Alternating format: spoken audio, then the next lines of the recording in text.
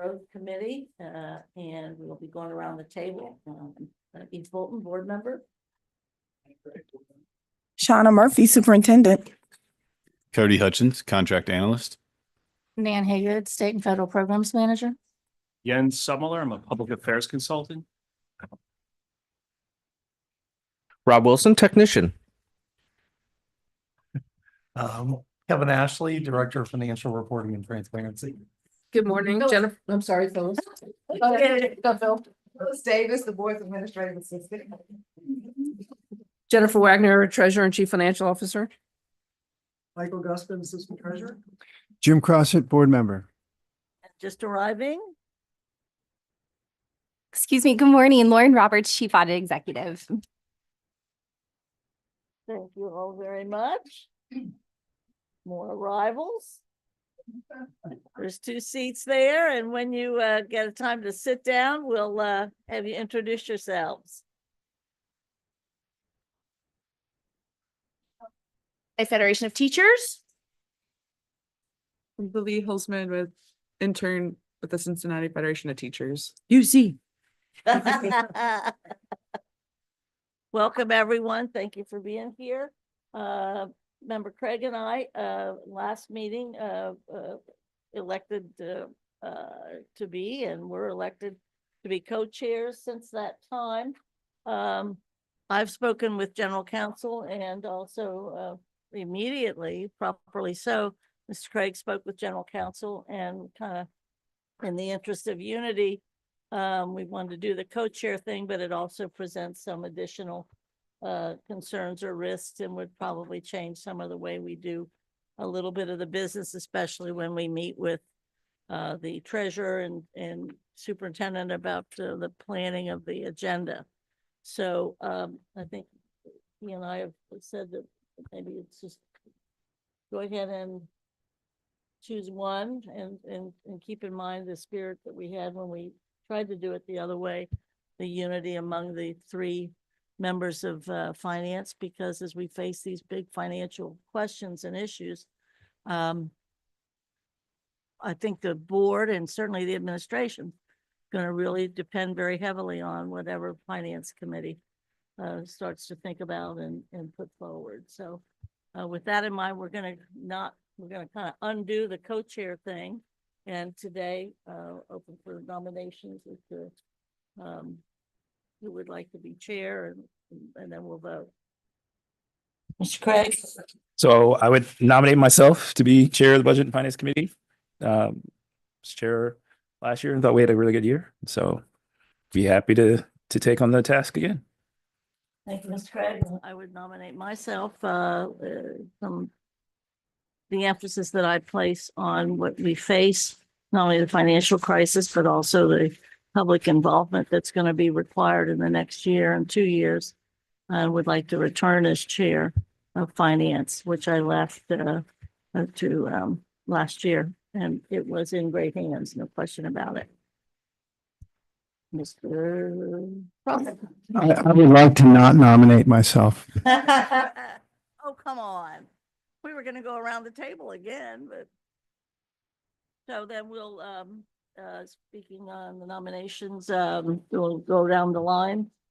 Mr. Craig? So I will say, I think one of the focuses this last year on budget and finance has really been to look at the things that are making the district work more efficiently and effectively. And I think that's been a huge focus that we try to do, to cut down our agendas, to make sure that we are really focused on the important work that is going to get us into alignment with our budget as much as possible. That was my focus. That would be my focus for this year again, is to really do that, especially as we transition from the esteemed leadership of our current treasurer and into what will soon be a great leadership from our soon to be new treasurer. And so, but I also think that there's a scope of the work that we've done, especially again with the audit committee, with the financial town halls, that I've worked very hard on for the last year, that I think is part of the role of what this committee needs to have done. We have a huge budget crisis that are being faced by a lot of school districts. It's not just us. And the fact that we haven't completed a budget on time for the last 2 years means that we have a lot of work to do to get it done on time going forward in the future as well. And those are things that I've placed as a priority for the last year and would do so as again as what is a Budget and Finance Committee chair. So those are my thoughts. Thank you, Mr. Craig. There's no question that last year was a great year for Finance Committee. And indeed, the emphasis has been on optimizing our operations, which is part of our strategic plan, and also finding ways to align our budget to the work that we do and focusing on results and improvement of processes. And certainly we would want to continue that and would expect with this array of folks and experts that we have, we'll do that. Also, I think this is a big year, as Member Craig mentions, the transition from veteran treasurer to new treasurer. I think that's crucial. And obviously, I know that the new treasurer and the veteran treasurer are going to be looking to this committee as a platform to work their wonders on behalf of the district. I think certainly we need to commit to a budget on time if possible, and also a budget that reflects the crisis that we're in.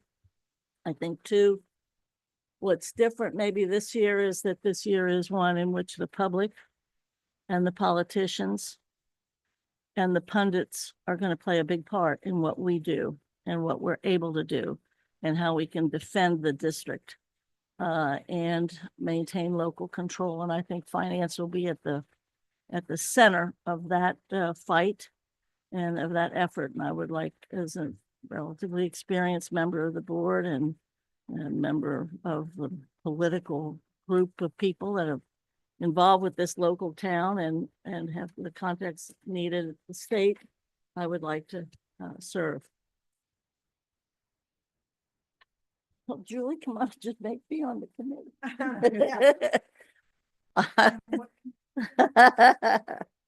So therefore, then well, you're gonna have to introduce yourself in just a second. So let's vote. Craig? Vote for me. Vote for myself. Thank you for putting me in this wonderful position. First of all, it is an honor to serve on this committee with two very distinguished people. And I think that I'm looking forward to a good year, a collaborative year. And we do have some big challenges in front of us. So I appreciate all of those concerns and comments. It is the first time as a finance person that I'm not even considered a chair of a finance committee, but Just wait. but anyway, I do think that I'm looking forward to some good collaboration working together on this committee. I appreciate the work that Board Member Craig has done in the past. I do vote for Eve Bolton because of her long institutional knowledge, and I think in this upcoming year, the institutional knowledge will be our best help. We've got some big challenges with the governor and bills that are being passed. And I also think that as we pass the baton from a veteran to a new treasurer, that having as much experience on the committee helping lead our way will be the best benefit, hopefully, to give us the best student outcomes we can possibly get. So those are my comments. I don't want Brandon to take it personal. I have a lot of respect for Brandon, and hopefully we can all work together. And we Thanks. will. Thanks a lot. Have to. You have to. Well, therefore, that's concluded, and we'll look at the agenda that's ahead of us. There's a number of items on the agenda that we might spend a little bit less time than we normally do today, because even though we face this great national crisis and state crisis, the local crisis, we have a serious basketball game up 75, and we're going to try to conclude today's meeting as best we can, as close to 11:30 as possible. And the treasurer has been informed of that and is kind of manipulating parts of the agenda in order to get there. I looked it up. It doesn't have the dark meeting that says In the financial world, it does. Let's get word out in this committee. Yeah, We better think about that. just revise the agenda. Well, let's get started, if it works for you, the Sure. administration, if you want to go through the stuff that we kind of planned, that would be needed to be done, but will be expedited. How's that work? Sure. So do you want to go to the budget next? So, just a quick update on the process of the budget. We've met with the senior leadership team, and the central administration is starting with a state minimums kind of budget. And then, we're looking at state minimums and then like critical to operations based on board policy or, maybe collective bargaining agreement. And then Mike and I are trying to work out a decision matrix on how to then add from there. So after you do the state minimums, like for example, high school transportation is not a state requirement. So that's off the table for now, right, at the beginning. So when you get to the state minimums, and if you have X amount of dollars left, what do you add back first? And how do you make that decision? Because tends to be a very emotional decision based on people's roles. It's hard to distinguish your own value to that decision. And so we're trying to figure out a numeric way to do that so it's fair and equitable across the central office. So, things like, does it impact student safety versus student academics versus, financial compliance or something like that. So, and there has to be some kind of a weighting to it. So, we welcome any feedback before we finalize and then share it with the SLT. But so they're supposed to be giving us the state minimums and the critical operations and by April 1st. And then Who's they? senior leadership team and the central budget managers, we're going to collect it, analyze it, and then we'll share it back. We have a series of long meetings scheduled through the month of April to come up with some recommendations to bring to the board. What's coloring all that is the impact of the state budget bill. We're hearing rumors on the House revision. So if you recall, House Bill 96, that's the governor's version, left us at 2022 base cost values. It did keep the guarantee and the phase-in, thank you. But it did not fund a special education study that they spent 4 years doing. And because it cost $1 billion, they don't want to implement it. So, and then there was all the language about the sale of buildings that's very concerning to us. So the rumors that came out yesterday or the last 2 days are that they're going to update the base cost to 23. Thank you, it's 25. They're not going to do the phase-in funding. And so we don't really know numerically yet how that's going to impact our values. Because remember that when they adopted the state funding formula, they did a 6-year phase-in, right? So they were supposed to phase it in at 83% on 26 and 100% at 27, and they're taking that off the table. So, because of all these things kind of counterbalance each other, we don't really know what our revenues are going to look like right now, but, then we have Senate Bill 66 that wants to move the fixed sum millage into the 20 mil 4 calculation. That'll cost us about 36 million. Something like that. And then we learned just yesterday about House Bill 42, which talks about funding for undocumented students. And not just undocumented students. You could be a citizen living with an undocumented person and you still don't get funding. So that could be quite devastating to the district because it will not only affect general fund, but our title funds in a big way because they're based on free and reduced, the economics of the families. And if they're discounting undocumented students, our economics are going to change. But it's all relative to what's happening across the state, right? Our economics are indexed to the state averages or the 40th district. And so it just depends on how it all balances out. So it's really hard to predict. But right now, based on the information that we know, we're looking at a $51 million budget reduction from what we're currently spending now. And the add-ons that we've already adopted, like the crossing guards, the lab school, the ABC Foundation, or I'm sorry, the CPS Foundation.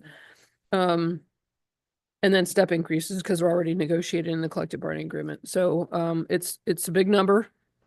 It's painful.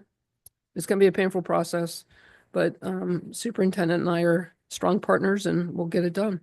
We'll bring, I'm kind of anticipating maybe 2 different versions to bring to the board that have different versions of reductions, instead of doing any kind of line item or topical votes. Questions from members? Will this still enable, are we still enabled to get the budget done on time with all these variables? Well, we'll probably have to have a plan. We can. People won't be happy. I mean, I could do a budget right now, right? There are a lot of us won't be happy, but Well, you could recommend a budget. yes, I could recommend a balanced budget right now. Thank you for correction in that. But so we can get it done. It's they're not going to vote into the final budget bill until the end of June. So we may have to have a plan B for things that we know about. And just as information leaks out, the signing yesterday, we don't know what the impact is going to have on our federal funds. Everything I've read says they're just eliminating the bureaucracy, that they're not changing the money. But how that's going to flow to the state and how much control the state has on that decision is of concern. So we'll just keep the finance committee updated as we know it. Part of that late on a budget too is not only our internal issues, but also this unknowing and a number of years now from the state with their biennial Right. budget. So we may have to adopt a budget and just say if our revenues go down, we'll have to have a list of things that we're ready to reduce. I just have a follow-up question to your opening comments that you two board meetings ago, you kind of presented with superintendent 3 options, and a particular percentage cut at the schools, particular percentage cut at central, and then the third was going back to state minimums, going back to, if I recall, collective bargaining agreement minimums, and there was a third one in there with, it might have been federal grants or something, but going back to basic. So the 3 options were cuts for everybody to share in. Right. And then there was cuts if only the central office shared in, not a school cut versus a central Okay, cut. good. Yes. Okay. And then the third option was the minimums, the critical minimums. So everybody cut by Right. 16%, if I something close to that. It was 14 and then 30, but it's now more like 10.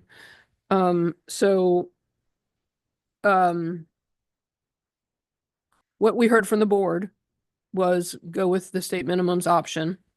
Mike and I are working both out. We looked at what would happen with the treasurer's office in each of those scenarios, and it's pretty ugly. So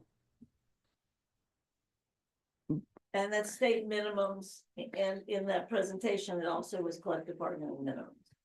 yeah, we can't Yeah.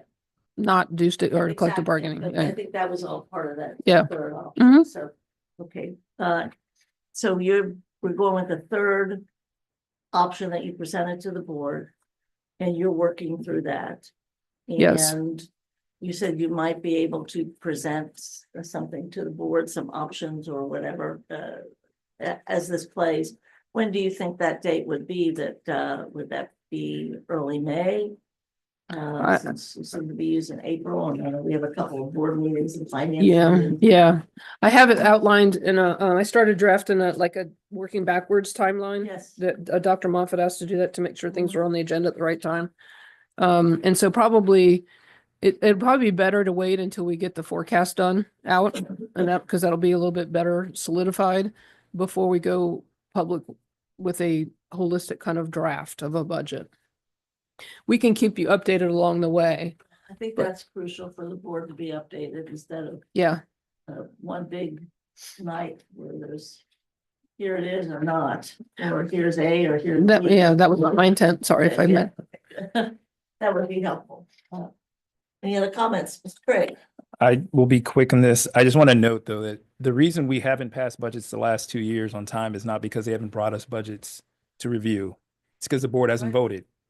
And I think this is earnest on the board to step up and give direction quicker and a vote earlier so that we get these things solidified, because this has been the problem. It hasn't been the administration that's been the problem. It's been the board. And I think that at the end of the day is how we will get to a board budget passed. A budget passed by the board is when the board takes the job of giving direction and giving follow through seriously. And we last 2 years didn't. So at the end of the day, passing a budget has not been the administration or the treasurer's office fault. It's been the board's. Thank you. Any other comments? Great. Well, we look to the administration to bring us opportunities and options to continue to serve the kids in the community. Let's go to the next part of the agenda. We'll come back to budget as we need to a little bit later. It's the committee work plan. That's, The treasurer submitted changes, updated changes, and we have those changes.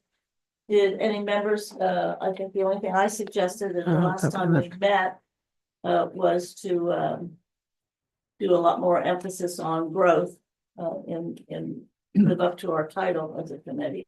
And that is going to be such an important focus for this coming year. You had before you regarding the changes, there were dates that needed to be changed and topics that needed to be changed. I wasn't really sure that we needed that. I think so the page 2 that kind of did a whole layout of our goals and guardrails and the percentage monitoring. it doesn't really apply to us, right? I thought that page could be cut, looking back at it after the last meeting. And if those dates have been changed. So we updated the financial transaction page.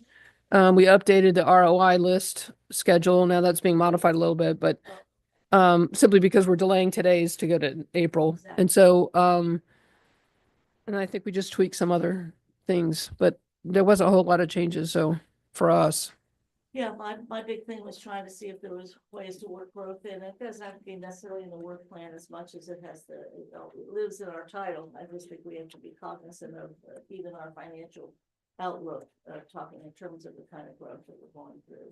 so We're trying to.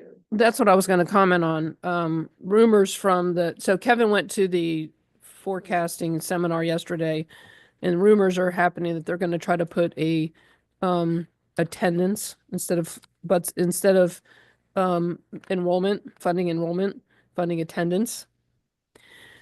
That's one thing. And two, he was saying something about on the guarantee that if one student loss is,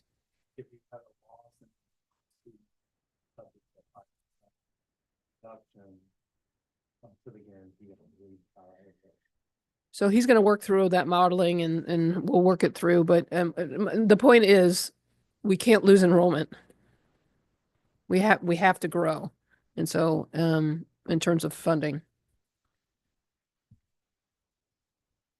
I would just comment that I'm sure that the people in Columbus will come up with even greater horror stories as ways to destroy public education. And this is where we are living now, in a war zone against public education. We need this feedback, and our community needs to know these things every day. We appreciate the support that the union folks and our colleagues around the county are giving us, and our folks at OSBA. Kevin, you're going to be a bearer of bad tidings if that's the job you've got to report back. Of course, that would be awful for us, but it does make the point now. There's always been some discussion among board members, is growth good or growth bad? It's part of the survival at this point in time. So I want to go on public record at saying this. So I don't think they're thinking of the unintended consequences of what they're doing, because if all these things go to fruition, there are going to be some schools that don't survive, some districts that don't survive. They're going to go bankrupt. There's no plan for what happens to those children, because there's not enough community schools. There's not enough voucher seats out there to absorb all those public educated kids. So, so that's one. And two, the challenge of growth financially is we get $3,000 per child today, but we're spending more like $14,000 per child. And so only the state revenue goes up $3,000, but property taxes don't increase with enrollment, right? So the property taxes get spread even thinner. And so it's, we need enough growth in pockets to actually help with funding. Appreciate that comment, especially whether there's intended consequences or not. We don't we can agree to disagree on whether or not there are intended consequences, but you're right. It's just for the 22 districts in Hamilton County. There are already at least 4 districts, as I understand it, that are contemplating not existing in 2 years. And that's just based upon the property tax piece, let alone what all this other stuff. And invariably, that's where there is, right. That's where we have the significant number of marginally economic challenges that are very, very difficult. We have the work plan circulating and then if you're ready, we can move on. Good here. I have it electronically, so. Okay, so the next thing is the audit committee members. East Yes, Roberts. and we have our chief. Chief Lauren is here. Good morning. If you'll give us just a little bit of background.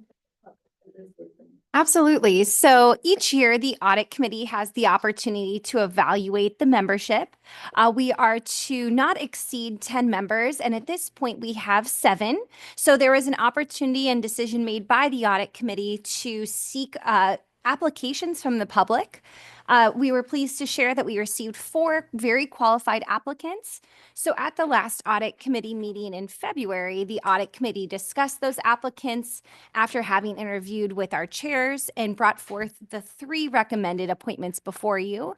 And I'm happy to answer any questions you may have. And certainly finance committee members and other folks here were a part of those discussions, so we could highlight any of those aspects if you would like as well. But I think we're very fortunate to have highly qualified and enthusiastic individuals interested in joining. Have any comments? It's not at the audit committee, Mr. Craig.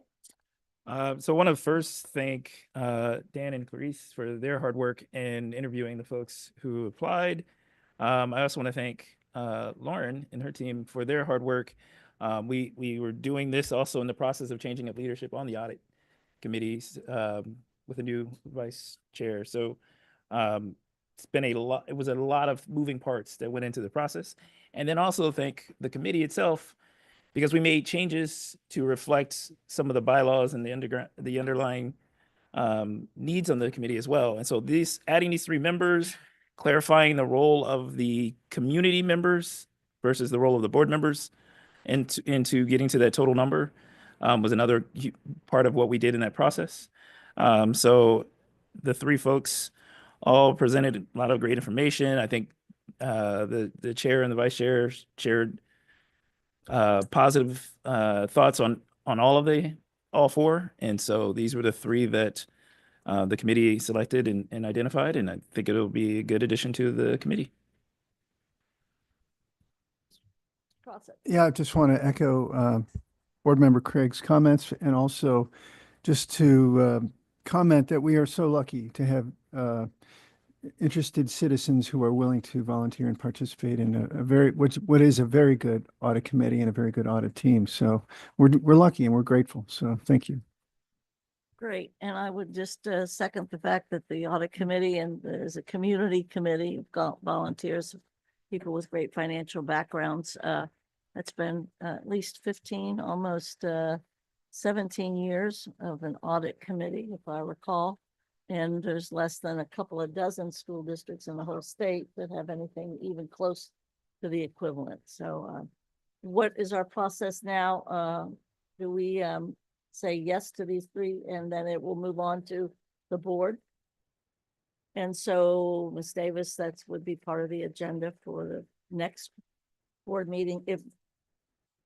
Okay, on April 7th, these people will be changed. Is there any protocol changes to the audit committee And then we, Charter? yes, that will be going through policy committee on the 28th. I think we agreed as an audit committee, since there was so much overlap with our finance folks, that we could move forward to bringing the charter, which is board policy 6836 or 35, excuse me.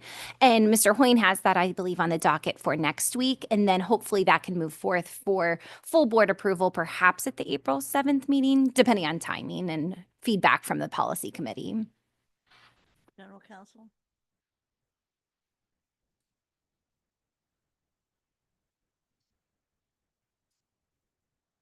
Okay, so we'll just do the membership, which is most time sensitive right now, and then the charter, the following. May, I guess, in May, whatever. Okay, thank you. Thanks for the work, everybody, and thanks to the people that volunteered and the ones that have been accepted. Continuing. So We're up to the monthly reporting. Yes. Kevin, take it away, please. So I fast? should be able to make this pretty brief. Good. If you can go to slide We're gonna 4. time you, Kevin. Right. Lightning round. So one good thing about this slide, this is all of our cash and investments for all the funds. The orange slice has gotten bigger this month because we did receive significant tax advances, and we've included those in our Star Ohio account. We probably got about 90% of the tax advances for this half. But we just had a communication yesterday. They're anticipating the settlement in April at some point. So, but that'll, we've weathered the low cash flow period. And so from now to the end of the year, I feel like we'll be in pretty good shape as far as cash flow goes. Let's go back to slide 6. This shows the fund balances by category. And as you can see, the general fund is at 127, again, because it is our high point, one of our high points during the year. So that's probably the biggest change on that slide. The next slide, just briefly, we try to do about twice a year an investment income update. And so this is kind of a summary of that through February for general fund and debt service fund related to interest. And there'll be a supplemental report that I'll get uploaded as a written report. 2 more slides, slide 9. This is the cash balance for the general fund at the end of February. Just pointing out the pound sign there. Last year, we were about 100 million higher, and that's because we had received a $75 million tax anticipation note. Was the main reason for that. Again, always timing issues with tax advances. Back in 23, we weren't getting tax advances as regularly, so that's why that number looks lower at that point. We'll go back to slide 11. This is the revenue comparison, just showing year-to-date 486.2 in the third column. That's our total revenues year-to-date. We anticipate about 628 total. So we'll get 2 foundation payments a month for the rest of the year. We'll be doing another CRA billing, so we'll get some money related to that. E-rates, Medicaid reimbursements are lagging a little bit this year. So all of those things we're still anticipating will come in. Go back to slide 13. This is the expenditure comparison. Fiscal year to date, the third column is 432.9. The biggest piece of that is salary and benefits, of course, compared to our working budget of 664. I think I'll skip back to 16 and let Mike touch on that one briefly. Excellent. This is a summary of all the things Kevin just said. Our statement of cash flow for the month, you can see the effect of property tax advances. This is one of the few months where we have a net increase in cash because of that. So that is a good thing. And I'll pass it back to Kevin. All right. And then slide 18 is total number of preschool students by funding category. You can see it's up about 22 over the previous month. I think February kind of tends to be one of the high points in the year for the number of preschool students. really nothing unusual in the next couple slides. Pretty much a continuation of what we've talked about in the previous months, so. We move on to grants. We have Nan Hagan with us this morning, so she'll do the grants. Good morning. And I'll try to go fast. Nothing too alarming to report or anything. So this is our monthly average spend chart. We are still slightly above our goal of 45% and a little bit ahead of last year when we really started taking this on as a focus of really, making sure that our funds spend out timely as they're expected. And we're, quite a bit ahead of where we started when I took this position a few years ago. And the next slide. This is just the percentages for month 8 of our cycle. Again, we're just slightly ahead of our target of 45% with a straight line goal. Non-public's been doing a really great job meeting with their schools and getting orders in and spending out their funds as they're at the end of their 2-year cycle. This month, we spent a lot of time with the principals working on their budgeting for next year, planning their staffing with their Title I funds and getting their non-personnel budgets planned out for next year. We've also got several state and federal auditing and monitoring activities going on, so across the various grants. So we've been working with those agencies to make sure we comply with the reporting requirements and the follow-up that they're asking for. Next slide. All right, this is just our total grant summary. The grant awards were kind of settling out during February with the final carryovers and reallocations. Generally, the state gives everybody their carryover, and then they go back and reallocate any existing leftover funds from the sweeps. And so this should be the final numbers for the year. Non-public always has a true up in February as well. So this should be how we end the year with our primary grants. And you can see non-public ended up at about 12% overall for these primary entitlement type grants. All right, next slide. This is our spend summary at the end of February. For the most part, our primary grants here are at least at the goal. There are a few that are slightly lower, and we have been reaching out and working with those managers to try to ensure that we do get these funds spent and that we don't encounter any sweeps for the current year. All right. And then unfortunately, I did add 2 slides this month, but I'll still try to go fast. Since we're not talking about ESSER anymore, I had wanted to kind of highlight Title I since it's, our largest grant at 38 million and also has a lot of interest. Very much in the national news too. Yeah, and it's really the one that is really like boots on the ground, reaching the kids directly, for its intent and purpose. So I just feel like there's a lot of interest and time. And so this slide represents just a very high level look at our year-to-date spend. We're at 16 million almost spent. And this really represents kind of the why of how we're spending this money. We're spending it on instruction so that students perform better. We're spending it on instructional support. So this kind of aspect of it is the why. And you can see that almost 62% is directly coded to instructional activities as we would hope and expect. The next slide it's the same pie, but sliced up slightly differently. And this is by object code. And so the object code really represents the what.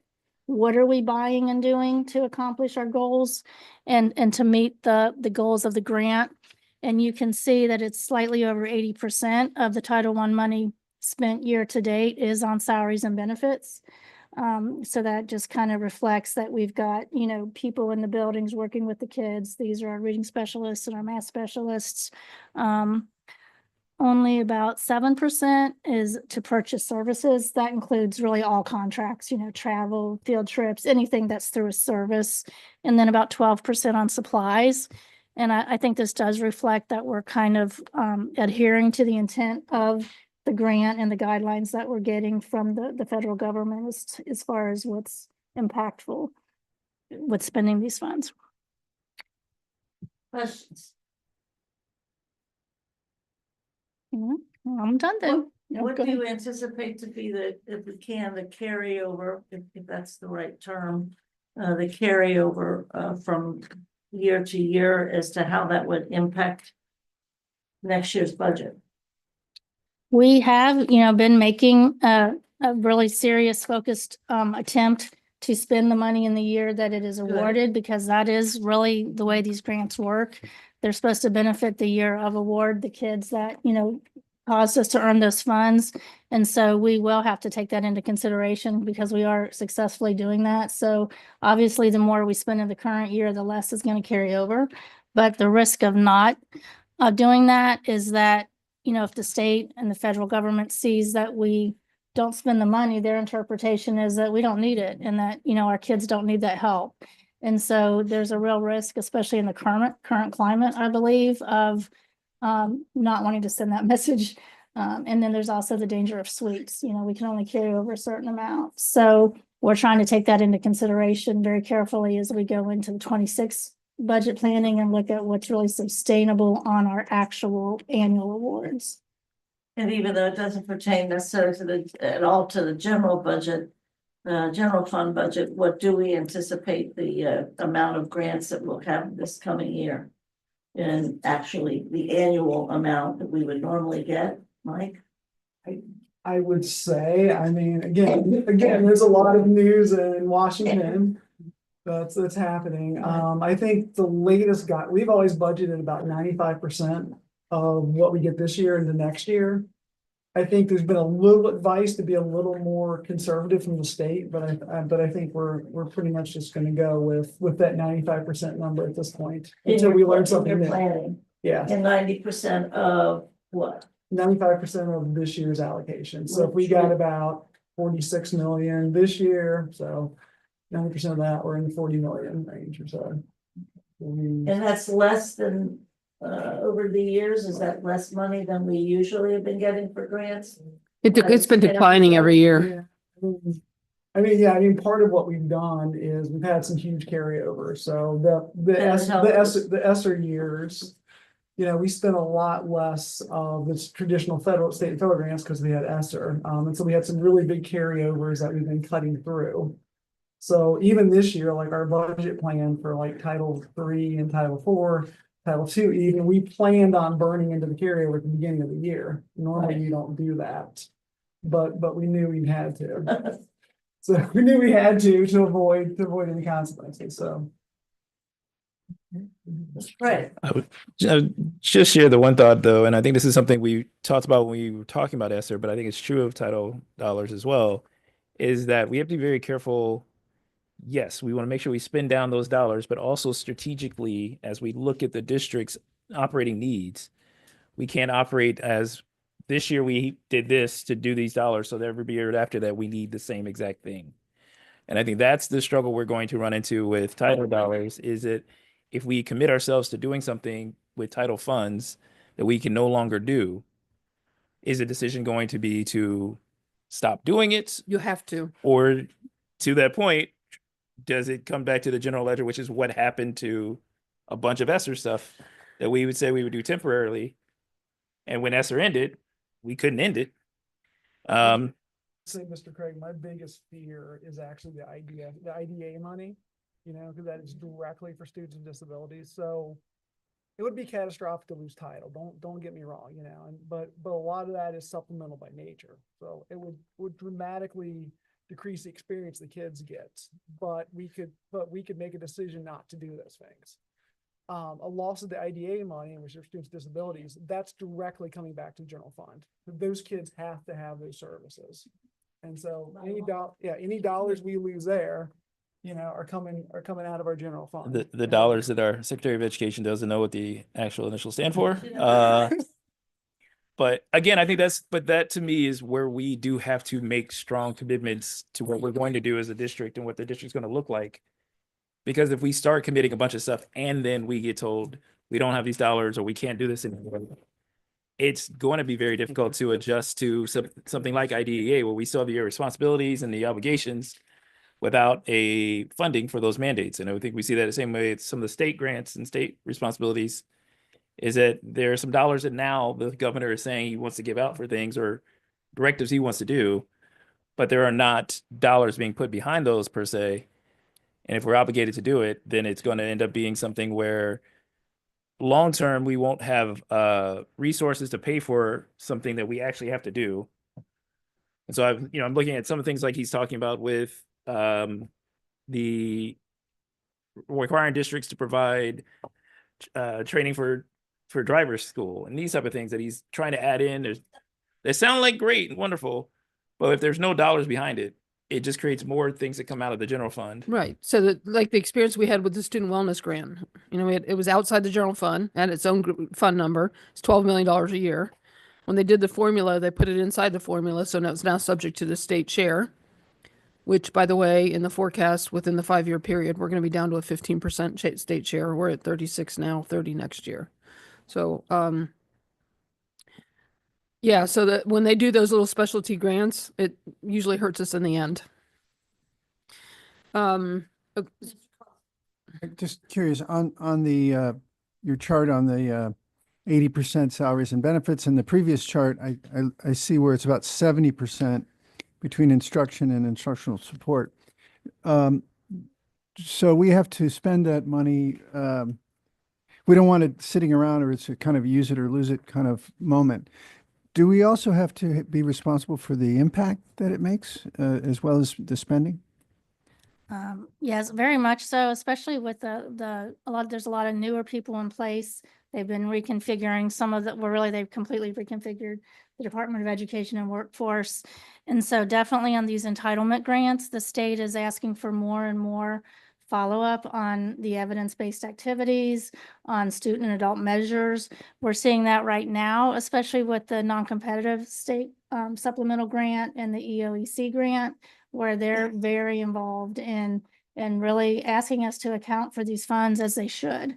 And so I think that's going to continue to increase as far as it's not just compliance. They really do want to see the impact and know that, you know, when we apply for funds and we say we're going to do something, that we do it and that we really are adhering to the intent and purpose of the funds.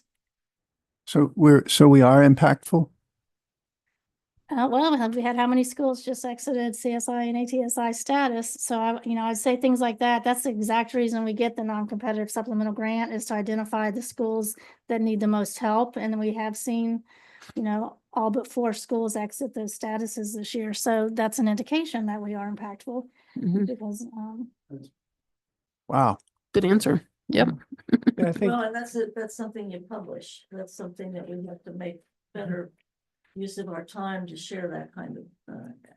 I think superintendent you did a kudos, right? On Yeah. last board meeting for those students, Yep, yeah, yep. those schools. So if anyone's watching online, you can go back and see the list. This is a levy year, so everybody has to be very Right. cognizant of how we speak.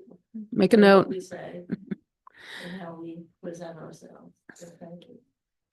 Okay, so we're going to skip ahead to slide 45, Rob. The return on investment will go, it's there because it was already worked on. We're not going to go over it today. We'll go over it next month. Okay. So turn it over to Michael. Yes, we have 3 new CRAs for the month. So I don't know, pretty similar to all the other ones. I guess we have a new commercial bakery coming, so that's exciting. But you can see there the annual revenue anticipate and the total revenue over the 15-year period. So with your approval, these will go into the approval for the next board meeting. Members have any issues with any of the CRAs?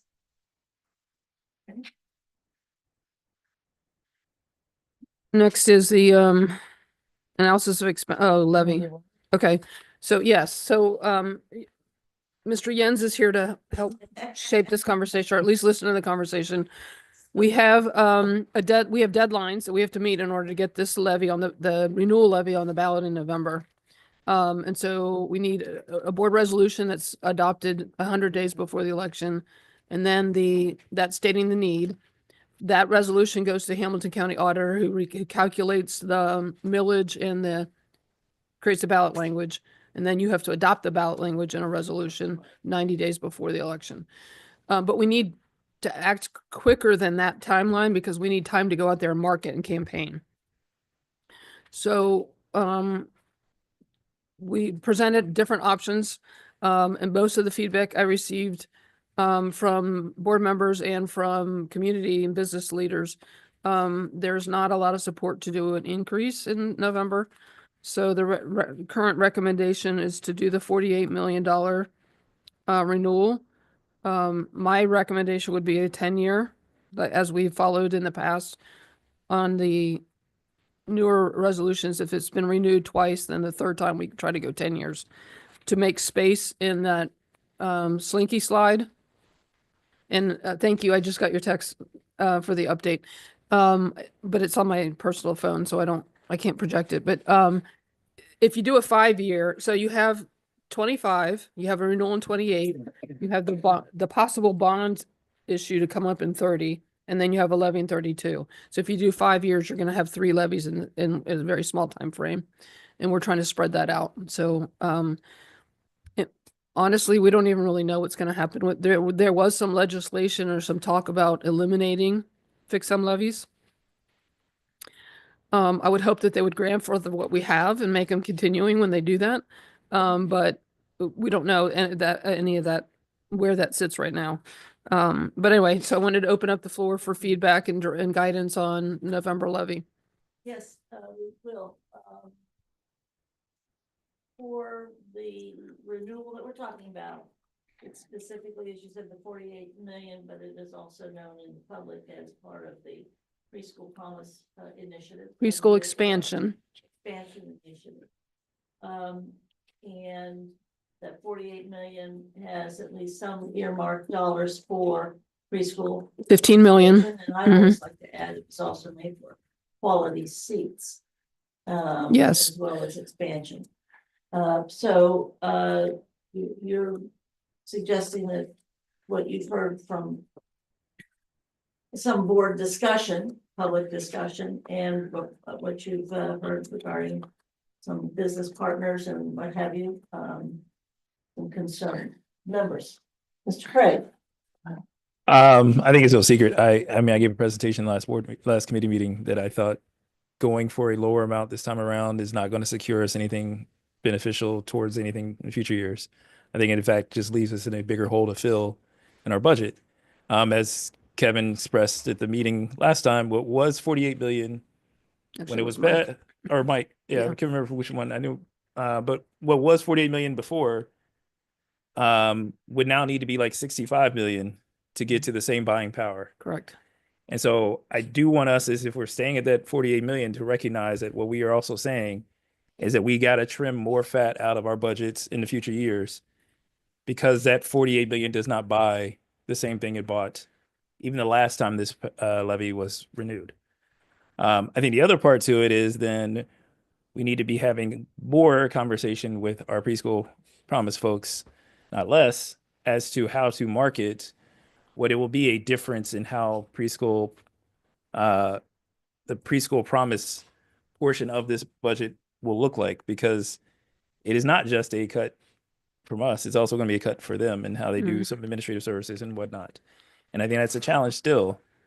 So, I mean, I think if that's the direction that the will of the board says to do, I think, you know, you follow the will of the board. But I do think we have an obligation to be more cognizant of the fact that this is going to have some results in things not being able to be done because we don't have the funds to support it.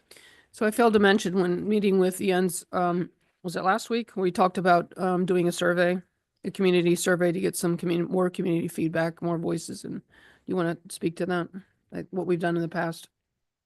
Yeah, I mean, we talked a little bit about the budget survey that was conducted and some of the results that came back from that. I haven't seen the results of that, but in the past, the district has conducted community satisfaction surveys to just gauge the general attitude of the district and get community feedback from in a scientific format from the wide community. So this is like all community members within the Cincinnati Public District. It's like what you would call like a poll. It's a survey, but it's not asking questions related to, you know, if you knew this or knew that, would you be more or less likely to vote for a levy? Because that's not the business of the district.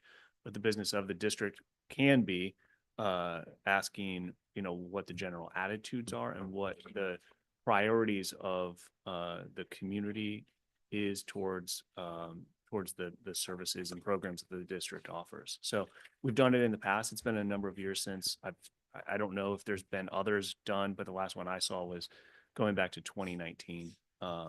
It's something that districts routinely do, and it can be very advantageous as the board is making their decision for the, what type of levy to size, not just this year, but potentially in the future too. Thank you. Mueller, Yeah, so I also failed to mention that I'm getting conflicting messages from people about the public's feelings towards an increase. So some advisors are saying, you know what, everybody loves Cincinnati Public Schools. You could put anything on the ballot and it'll pass. And then the other side is no, an increase right now because property taxes just went up and people are still upset about that.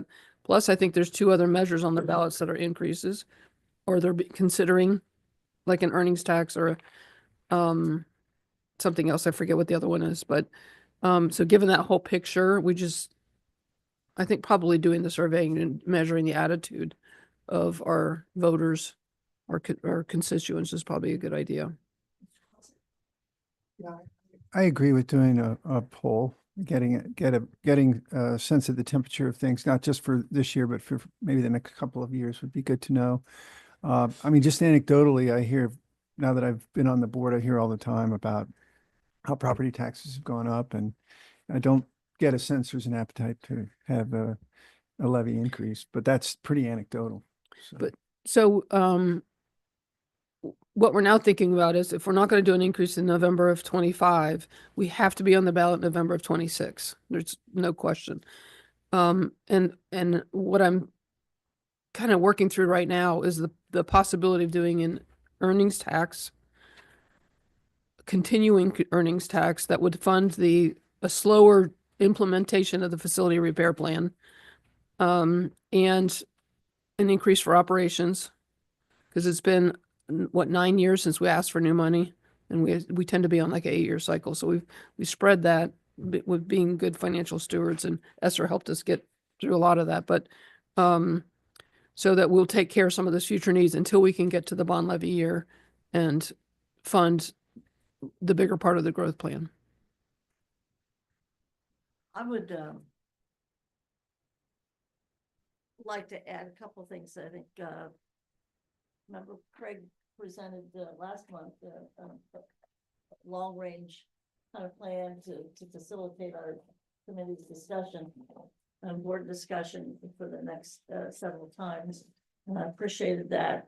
I have great reservations about expanding the ask for this $48 million, even though we desperately need operational money right now.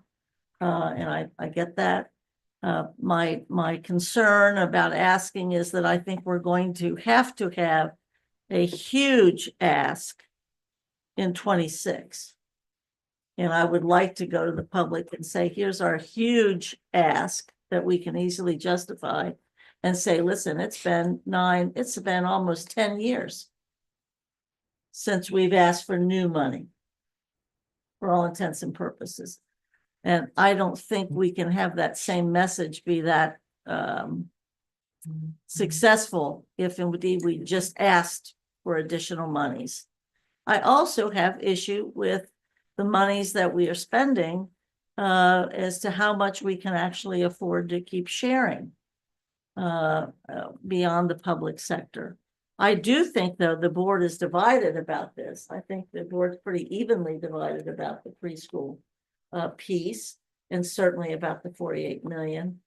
I do believe that if we ask, it should be for 10 years, because to your point, in that period of time, if it's for 10 years, we are not bunching up a number of requests year after year after year. If we can leapfrog or slink across a couple of years on the timeline. So I think it'd be great for the board to hear recommendations from the treasurer and from the superintendent about this. I mean, our core work is K-12. And I think that's important to keep in mind. I also think that the needs that we have are large, and we can't do anything to compromise them. I would suggest too that the city is, in their futures report, and in a number of other publications I've been seeing, in part because of being on the Recreation Commission. The city is contemplating two different income tax, earning tax, not large, but I do recall the very first time we tried to do this 48 million. First of all, nobody else would touch it except Cincinnati Public. The county wouldn't touch it, the city wouldn't touch it. You're talking about the preschool side of it, yes. 48 million, because you keep telling me not to call it just preschool. So they said, oh, no, we're not gonna do any of that. But my point is this, the greatest resistance was when we said, hey, the best thing would be an income tax. And they said no. And so I think there's that, but I would worry about trying to get the public interested in an income tax in a year and 3 months versus getting them ready for understanding that as we peel off and pay off and have champagne and burn the mortgage, so to speak, of the facilities master plan in 30, 31 or so, I think. But this is things that we get to talk about, no decisions. But there is to Brandon's point, this is, you have to look at it in over 10 years because there's going to be a number of asks for those number of years. Brandon? I was going to say, I do think though, the reasons we're saying we cannot ask for more this year will not change next year.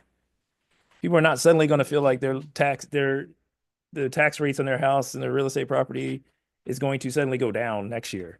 So, I mean, I think we are in a position where at some point we have to bite the bullet and say to folks, we need this for this reason. This is a better thing for your kids and your community. And I just worry that by not doing it early on, we're not really giving ourselves a great argument the next year as a starting point. Now, that may be what the will of the board is, and maybe what the will of the community is. Maybe there is a lot of stuff going on this year that will not be on next year's ballot. I think there is a lot of stuff that may be happening in 26 that could make that ballot year a very interesting high turnout year. So like, yes, maybe there are some things that may make that easier and better to pass something larger. What I'm cautious about though is us saying that the reason we're not doing it this year is because there's not an appetite for more. And then next year coming in and saying, but let's do something large.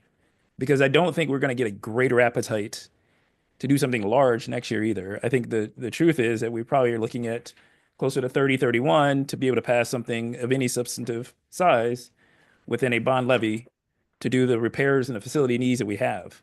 And that's the other part to it. I also think is we have to be very conscious of what could potentially happen between those dates that may make us having to spend that money anyway, i.e. a roof collapse, something happens at a building. But it's the reality. It is what we have to talk about because that's what we're asking for those dollars for. So I wanted to put it out there, just make sure that we're not sitting there saying that it's going to be this glorious support next year to do something super expansive without us actually giving a cause or reason. And that was more of my point of putting the plan together, is that we're not talking about what we're doing in each school. We're not talking about how this will benefit every student in the district to have a completed plan. Then any 1 year won't pass with the support that it would with a comprehensive plan. So Mike and I yesterday were talking about the possibility of doing a substitute levy because the fixed sum levy, we'll just renew it $48 million, but a substitute levy will pick up new construction values. So what we need to do is spend some time cost modeling that and costing it out, how much more revenue we would get. And that might help us bridge us a little bit. The worry about that is it's a different kind of levy and it might be harder to sell to the public. They might not understand. So we'll work on, maybe for April 7th board meeting, we can go back over all the different options, and include your option, your, recommendations. And so that the board can have a full discourse over what to do. How's that sound? What's the date that we have to decide? July 15th. But politically, August is too late. Right. Yes. The deadline for ballot placement is like, I believe it's like August 5th or 6th, somewhere around there. So, Yeah. but to Jen's point, there does have to be a resolution prior to that. So That's like July 15th. yeah, it's around that time. Mm-hmm. But typically, and we do in April or early May is when we act And typically. that's what we want to be able to do. Yes. And, it's getting stupid to put together a budget or a forecast and not really have a long-range plan of when we're going to be going to the public, at least some range at any rate. We will have the president of CFT speak briefly. I just have a couple of quick questions or comments, especially around these levies and how much money we're receiving. The residential abatements have created people's property taxes to increase because a lot of people are not paying their fair share. What the city keeps saying to me is, but eventually they will be paying their full share of what they should be paying in taxes. Right. Has the district done an analysis for the next few years to look at how many of those abatements are going to be rolling off and what those increases will do so that everybody else's property taxes will be readjusted and go down? So the answer is yes, we do have done an analysis. It's been a few months, maybe 6 months. We can certainly do it again, For but the next couple of years so that we can have a better Yeah, idea yeah. of what Yeah. is it that's and going they, to. we meet with the Turk councils every year and they go through all to make sure that all the agreements are in good standing. And if not, they'll eliminate their agreement if they're not paying us. And do um, they have any crawbacks on any of those agreements What does that mean, crawback? where they have not fulfilled their requirement for the abatement? And so that should be clawed back. Well, so the agreement goes null and void, so they go back to paying regular taxes. But if they're not paying us, they'll probably be more delinquent. So I don't know what the city does with that. Any other comments, suggestions, issues regarding this plan when we're going to be asking? But thank you, Julie, for reminding me about that. And as a matter of fact, we mentioned the CRA's general counsel. When are we negotiating with the city regarding CRAs and? Our friend Billy. So we have an No. open request from the city regarding the CRAs to extend the, actually with respect to the TIFs Yes. that were, I think, in 2005, 2006. We want them all in the same. We need to get back to those negotiations. They've offered to, they've asked the board to extend. Wait a minute, wait a minute. Go, finish. Yes. And The then, 2005 and 2006 TIFs were approved under the 1999 gotcha. agreement, and they were approved at the lower 28. percentage of pilot or reimbursement to CPS. The city is asked to extend those for 10 or 15 years and offered in doing that to increase the reimbursement to the district to the rate that we negotiated in the 2020 agreement with the city, which is 33%. It was about So- $3 million.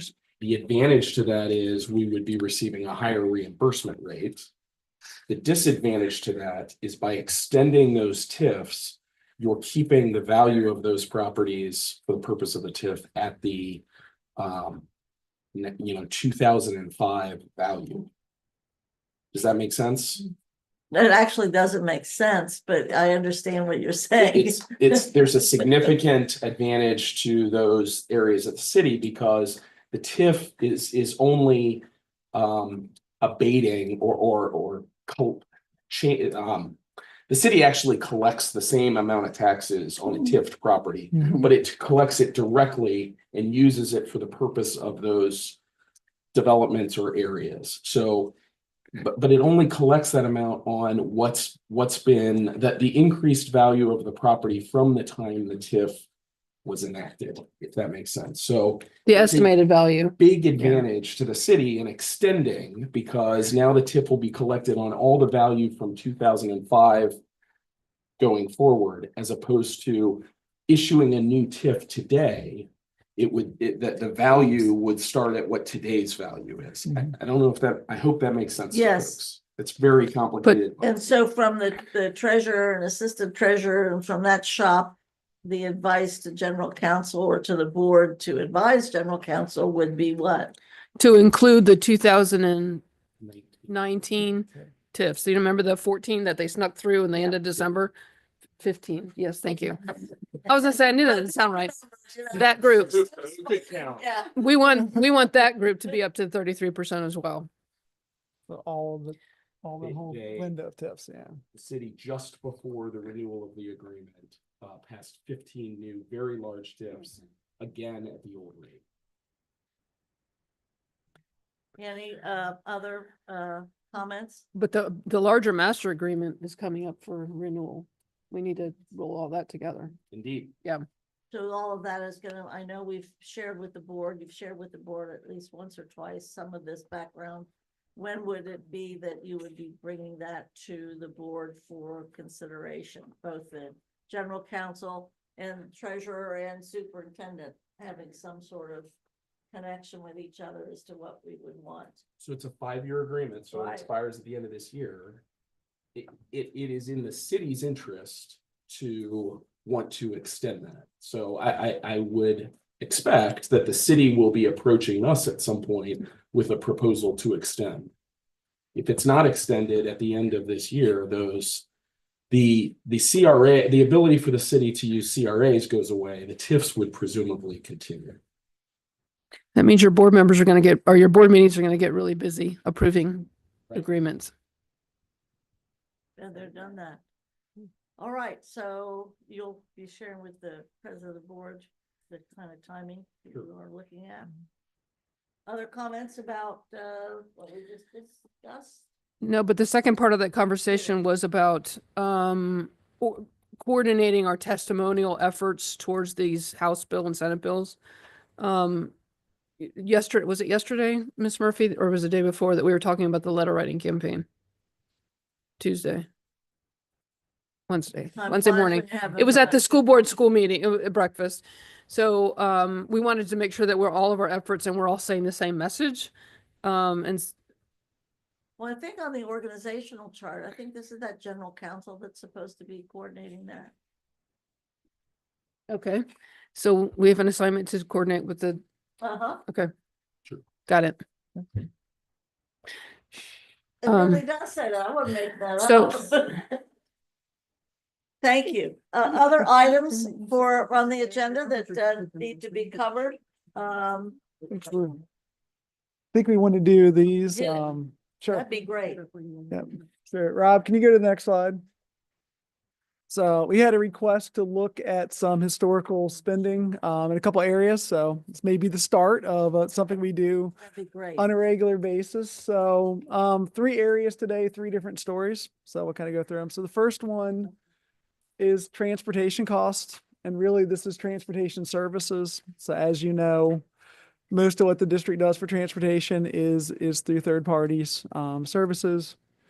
You can see this, we just did basically a bar graph of expenses over fiscal year. Tried to break it out by types. You can see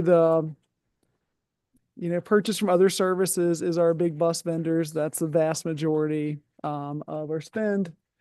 I don't like this graph because I think we've historically had some issues getting things paid in the right fiscal year. I'll say that right. So some of the Okay. stair step is things that were from one year didn't get paid to the next year. So, but you can definitely see the dip, obviously, when we were closed for the pandemic, when we did remote learning for those times. You can see that's a dip in 2020, 2021. And our cost have kind of went back up from there. So I'll be interested to add 2025 to this. See where we're, yes. I would be too. Can you, on this 23, 24, any explanation for that? Or you think that is just the accounting being in the wrong month or financial quarter? Yeah, I kind of what I said before. I think we've traditionally paid a lot of these things in the next fiscal year. I think at least the board members here know there's been a significant amount of then and nows that have been put through for those services. Hopefully, I know some of the folks working in that area have really been working hard with the vendors on their invoices and putting a lot more scrutiny into it. Sometimes that actually delays payment, but it's good for us, right? If a vendor sends an invoice, we review it and we say, hey, these charges aren't correct. They resubmit a correct invoice. It might push it into the new year. So it's not always a bad thing to have this kind of stair step. approach. And that 19. Yeah. Yeah, so this has been a historical problem of because it compounds throughout the year. So if money slips into the new year, then you're using new year money, budget money to pay for those. And then so you don't have enough money to pay for the current year. So they were holding invoices until the new year. So there was always this timing issue. We've cleaned it up somewhat. The difference between 23 and 24 is a combination of the transportation reduction that you approved for the budget, because we made some modifications. And some of those costs belong into 22. Couple other things Yeah, that please share. we did. I'm trying to remember if this was this year or last year. We moved the call center in-house. Was that this year or last year? It was Last not year. this So year. so some of that went from a service to to salaries and benefits. And then the other thing is, in order to get a real picture, we had to include not only general fund, but school-wide pool, and we had it, and then ESSER. Some of the ESSER transportation money is really for summer school, the summer scholar things, but it's hard to pull it out and still give you a real picture. Because in the last year of ESSER, we used like $15 million of ESSER for transportation services during the school year. So I didn't want to exclude that, because then it really makes the graph. Yeah. Still is Yeah. cost. Yes, it's a But- very legitimate cost for. Now, here's another nuance that I noticed. So if you notice the little yellow blocks, did you already talk about this? I missed it. No. Okay. It's for extracurricular. And remember, we bought some buses to do the extracurricular. We've always had the student activity buses, but they're buried in the other costs. They weren't called out as extracurricular. So this isn't a recent thing. It's just a reporting thing, how they code it. This process. So this chart reflects cash flow, spending, actual spending. Yes, we report on the cash basis. Yes. Sure. Yes, sir. Wouldn't, but these dollars get encumbered before we spend them, correct? Yes. So would it be helpful to see this in terms of encumbered versus spending, in terms of knowing what our obligations are going to be, even though we might delay the spending? I mean, you Yeah, could you add a could- budget. You yeah. could add like a budget column to it to kind of see what was budgeted. Encumbrances kind of go away as they're done, right? So in any given moment, you have a budget, you have encumbrance actuals. As soon as we do a check run, now some of the encumbrances go down, actuals Yeah, go but up. the total stack will stay. So I think it'd be good to do a stack of actual versus what's encumbered. Yeah. That might even it out a little So, bit. yeah. I mean, Yeah. it's just sort of, it's not, in the business world, we look at expense versus Yeah. payable. Right. And so that might be more helpful in understanding what if we're going to hit a wall of costs that we haven't paid for yet. Right.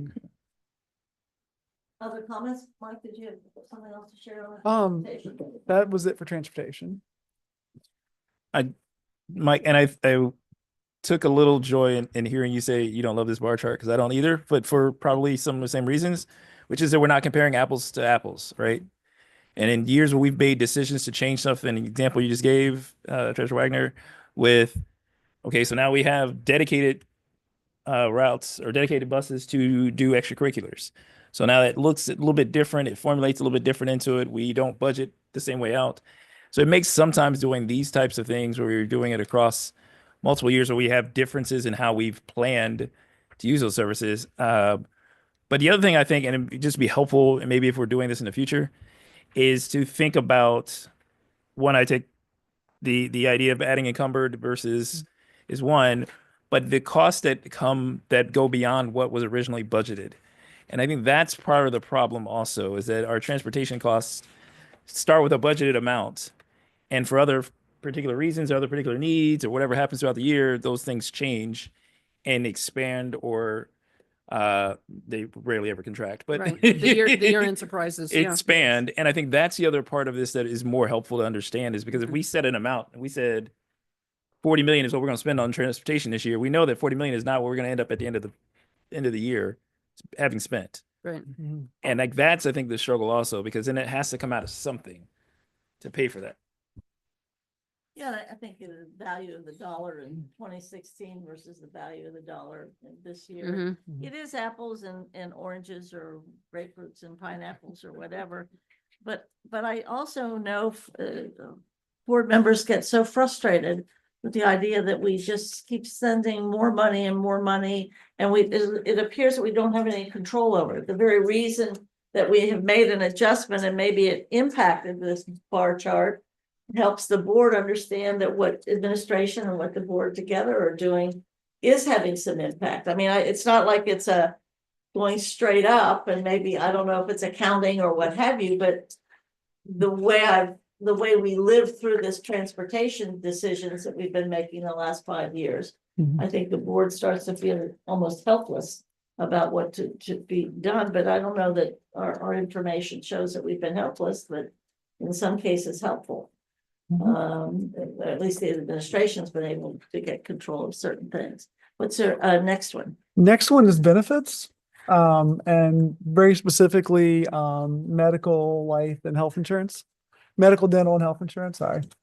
So this one's kind of what you would expect, cost increase over time. Some weird coding, 16 and 17, we didn't, I think, code our expenses very well. So you can see the different colors in the graphs. Great.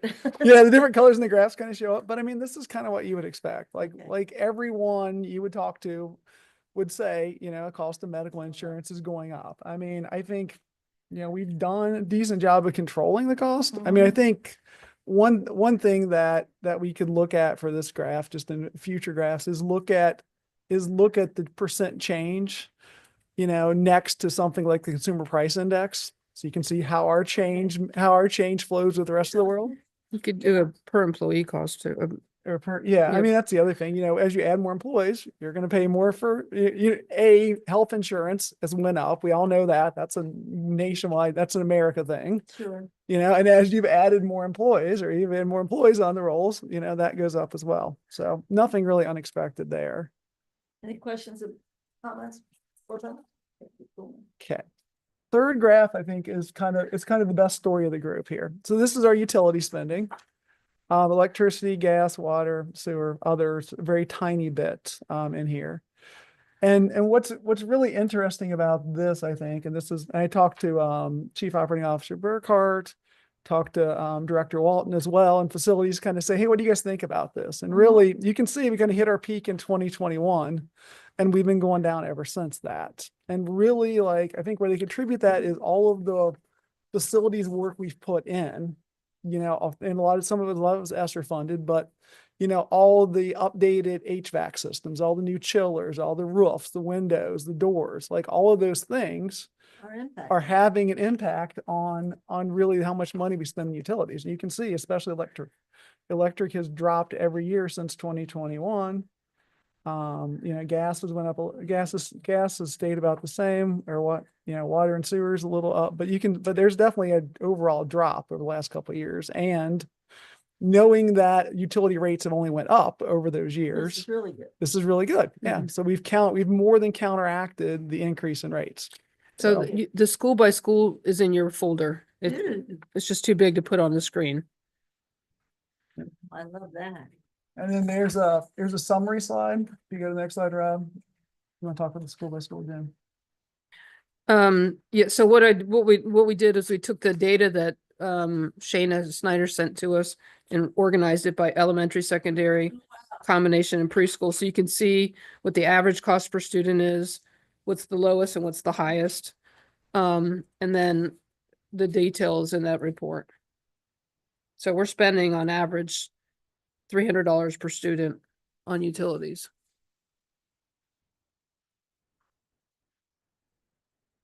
Question? Huh? Some good grid. Yeah. Mr. Crossett. This is 2024 data. Yes. Yes. Because we have a full year. We had a full year of Yeah. ups and downs and winters and summers. Any other questions? Yeah. Craig. So, two thoughts more so than questions. One is, so the hard part in time to looking at cost by school on things like utilities is that we pay it whether students are there or not, kind of deal. I mean, it may be a marginal increase or marginal decrease based on the students there. And so I think it may be helpful as we think about it to not think about it so much and the per student, but in that per school basis is that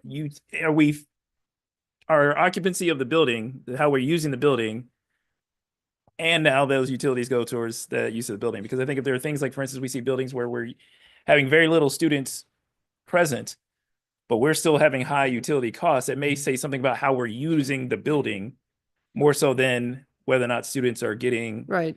the needs are being Right. met.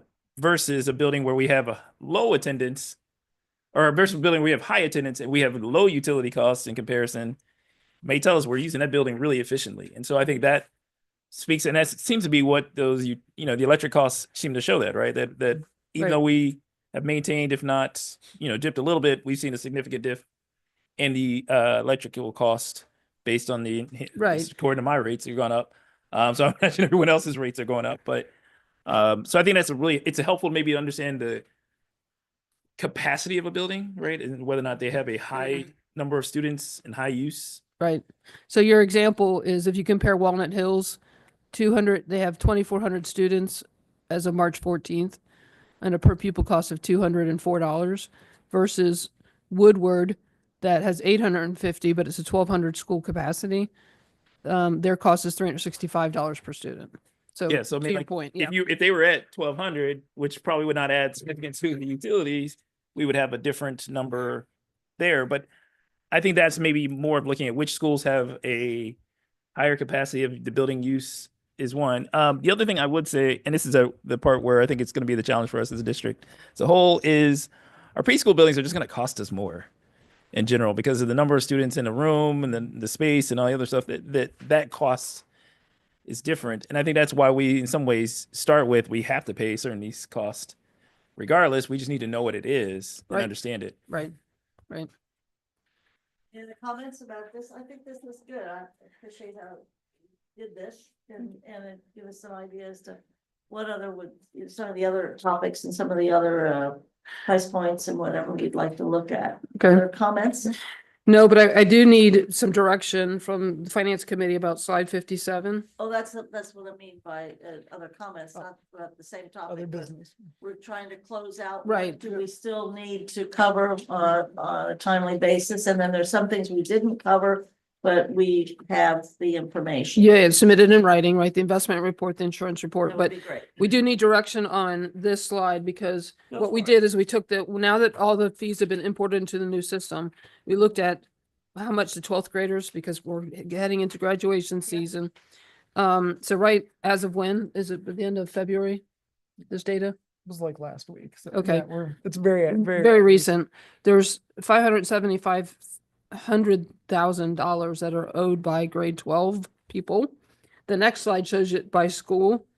So 120 of that is for CPS students that are no longer attending CPS. And so that might be a consideration for waiving, but I'm concerned about the graduates, and typically the past has been they don't walk if they owe money.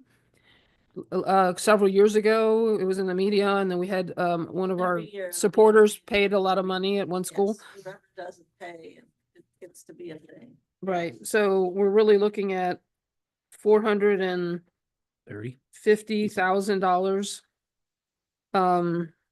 to decide what to do about. Any guidance from the finance committee? Mr. Craig? Uh, Lawson? Yeah, sure. I have a question. So in years past, is this a fairly representative number? Is it always 400,000 approximately? We have no idea. We've never looked at it before. I couldn't tell you. So we don't know how much of this we ever ultimately collect or not. I would say this is probably these couple months are prime school collection time This is where when they're you can do it. where they're sending out letters.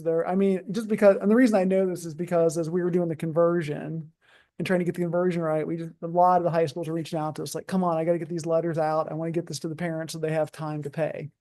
So this is probably our prime collection time. If this is the first year we've had this data, the first year we've looked at it, I think it's kind of hard for us to give you a lot of direction. I mean, maybe next year, I don't know. Well, so the question is, are we going to prevent students from walking? You are the superintendent. We as a district, yeah. So feedback from the superintendent That's would the be, ugly job.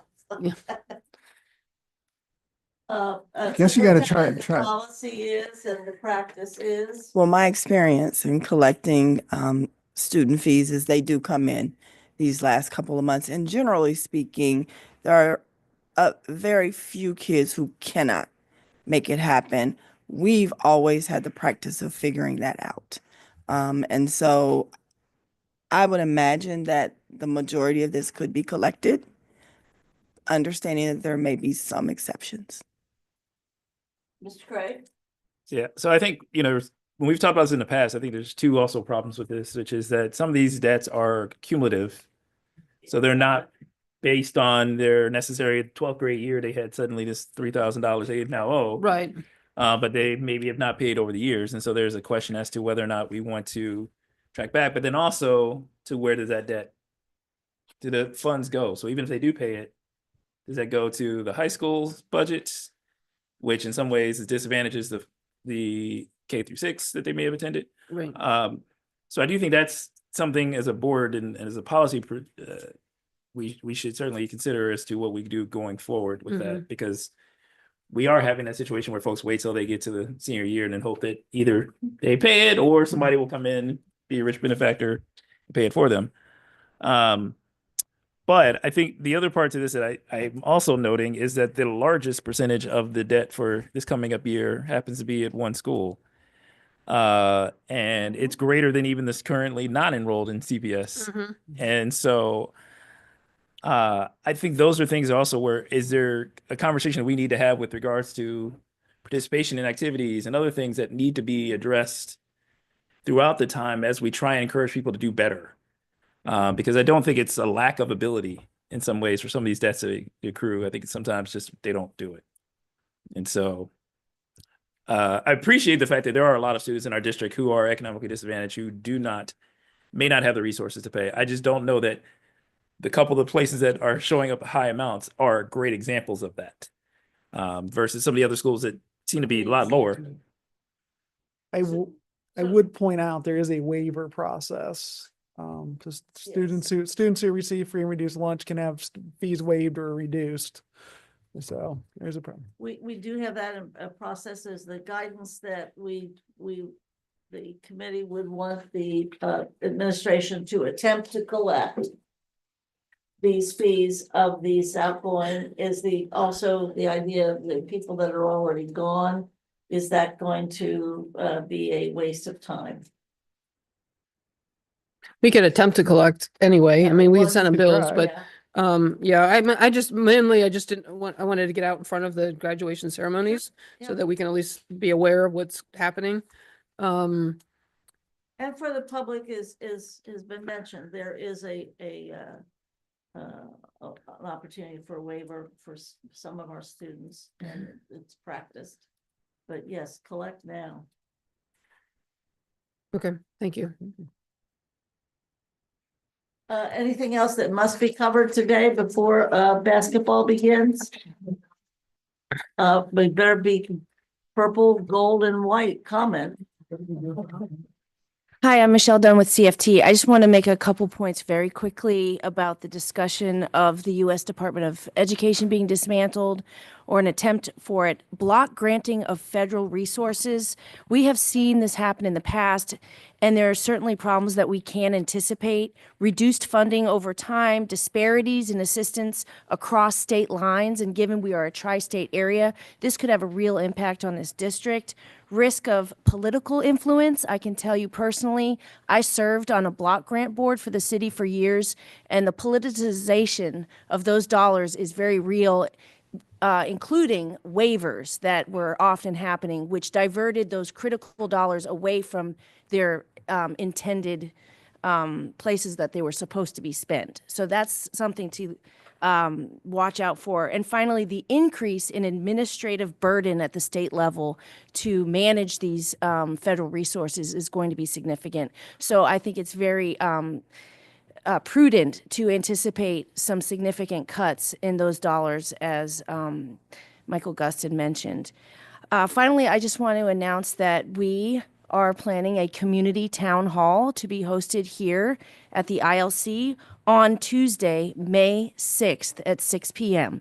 We already have some really impressive heavy hitters across the state coming down here to talk about the impacts of what was discussed earlier, from federal to state to local budget concerns. So we're really excited. We have been, when I say we, I'm talking Cincinnati Federation of Teachers has been working in partnership with Superintendent Shauna Murphy to plan this community town hall. It's really an effort to educate the community on these challenges that we've been talking about here in this committee today. So we'll get more information to you soon on that. Thank you. Thank you, Don. Did you say May 5th? Six. 6th. Thank you. 6 p.m. There's a board meeting on the 5th. That's why I Yeah. asked. Any other comments that need to be covered today before we ask for the adjournments? All right. Oh, she's doing. Oh, okay, so I was like, too close. We will take a motion to adjourn. Second?